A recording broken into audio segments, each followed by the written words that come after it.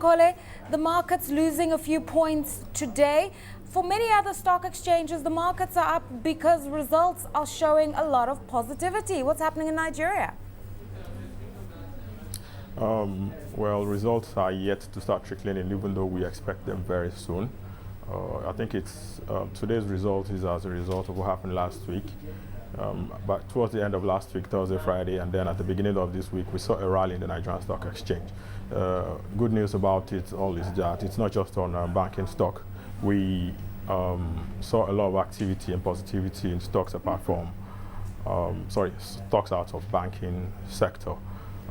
Into next month, we expect results to come out, year-end results to come out, and a lot of positive anticipation awaits that already. We expect that volumes traded and then prices will trend up, especially towards the end of this quarter. All right, talk to us about what's happening on the fixed income side. We've got some results for T-bill auctions. Yes, what happened actually was that there was an auction this week. Volume was actually increased. That had affected the market at the break of that news.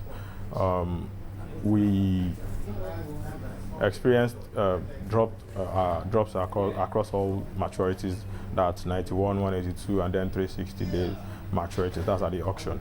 It just showed an appetite for fixed income at the short end. That's the treasury bills at the short end.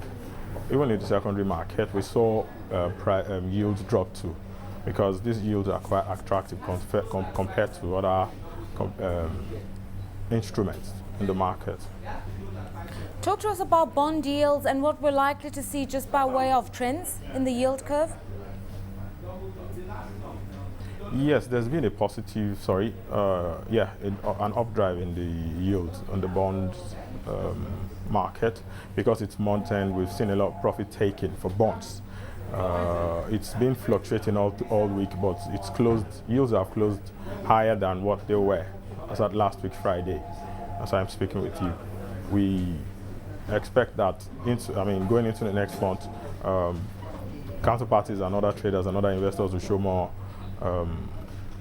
demand for fixed income. That's especially on the short end of it, because yields are actually very high at around 9.3 levels average. Has liquidity returned to the interbank market? We do know that there have been some concerns about rising interest rates and what this might have by way of an impact on the interbank lending rates.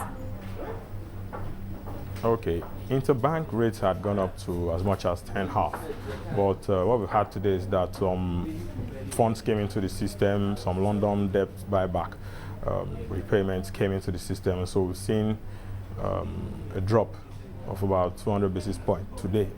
We expect this liquidity to stay in till next week.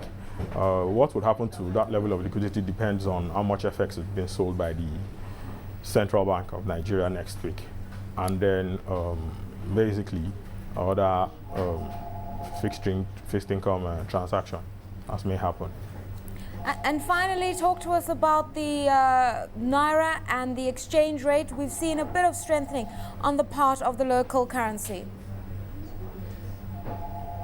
Okay, we've seen a revaluation of up to 60, 65 kobo on the Naira in the last 1 week, because during the week we saw CBN jack up their volume sold to market to meet demand, and there was an excess actually on Wednesday.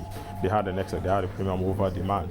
So we've seen the secondary market, that's the interbank, take a cue from what happened. There was a revaluation at the CBN auction of about 11 kobo, and then at the interbank we've seen about 65 kobo reval. Questions that have been asked by analysts right now is whether it's going to be sustainable. That is, whether CBN will be able to sell these high volumes on the long run. We expect, market has been anticipating since last week NMPC inflows, that's sales of dollars, to clear up some of their obligations. This will indeed help on the short term, that's in the next 1-2 weeks. So we expect demands to be met, and then a slight or continuous marginal revaluation of the Naira.